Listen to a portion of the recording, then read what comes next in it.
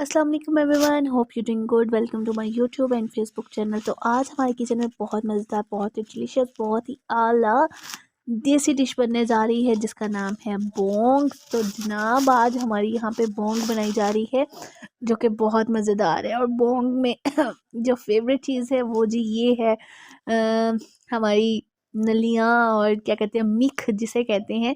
तो सबसे पहले यहाँ पे हमने ऑयल लिया है और ऑयल में हमने प्याज डाल दिए। प्याज तकरीबन हमने यहाँ से चार चार अदद हमने यहाँ पे मीडियम साइज़ के हमने प्याज लिए हैं, वो इसके अंदर डाल दिए हैं।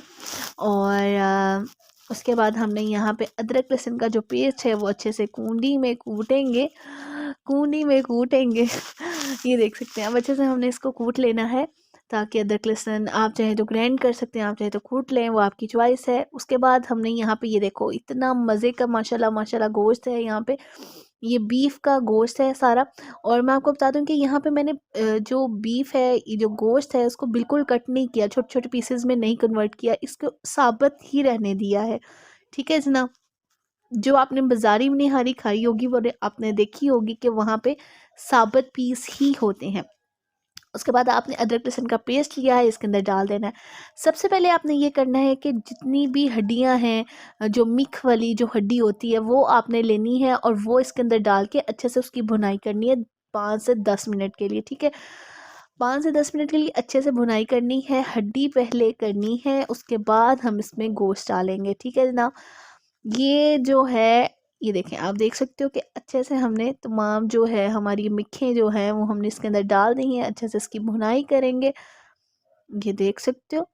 जितनी अच्छी भुनाई होगी उतना अच्छा टेस्ट होगा, उतनी ही ज़्यादा जो स्मेल होती है एक अपनी गोश्त की वो ख़त्म हो जाएगी। ठीक है, क्योंकि अदरक लहसुन के अंदर जब भुनाई होती है ना किसी भी चीज़ की, तो वो स्मेल खुद ब खुद गायब हो जाती है। बहुत ही देसी लोगों की यानी कि लाहौरियों की बेस्ट डिशें मेरे ख्याल में बोंग पाए हैं। बोंग हो गई, पाए हो गए, और जी पूड़ी हलवा हो गए, लाहौरियों की शान ही ये चीज़ें हैं। तो उम्मीद करूँगी कि आज की रेसिपी आपको बहुत पसंद आएगी। उसके बाद हमने 5 से 10 मिनट के भुनाई करने के बाद हमने इसके अंदर जो बीफ के पीसेस हैं वो इसके अंदर डाल दिए हैं।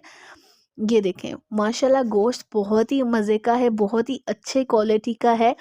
और ये हमने सारा जो साबुत साबुत पीसेस लिए हैं और वो इसके अंदर डाल दिए हैं, अच्छे से इसकी भुनाई करेंगे। ये भी हमने 5 से 10 मिनट के लिए भुनाई करनी है। ठीक है, जितनी अच्छी भुनाई होगी उतना अच्छा टेस्ट डेवलप होगा और स्मेल जो होगी बिल्कुल गायब हो जाएगी।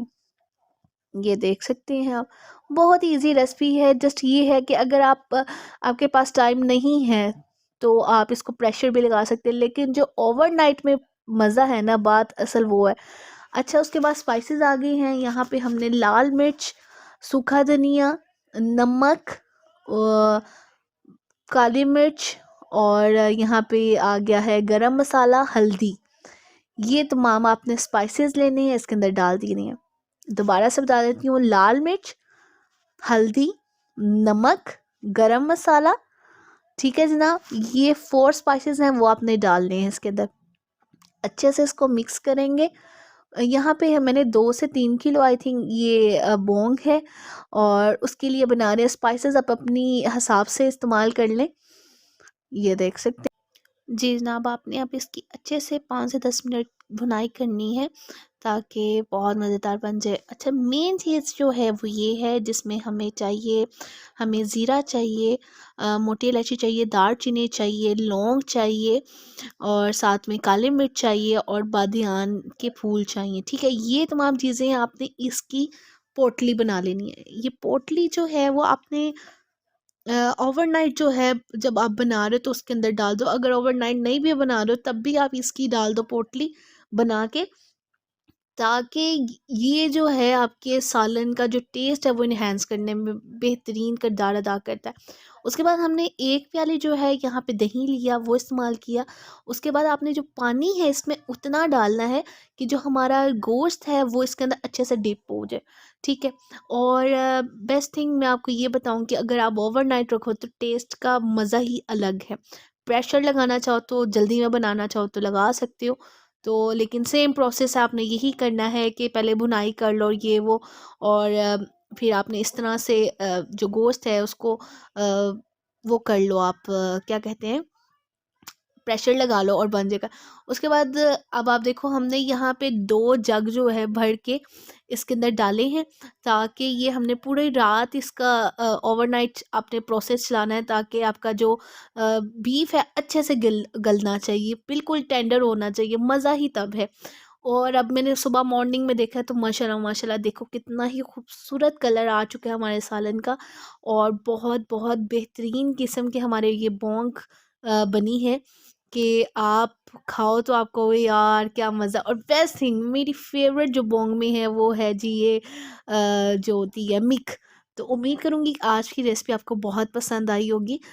तो मिलते हैं नेक्स्ट रेसिपी के साथ, तब तक के लिए अल्लाह हाफिज़।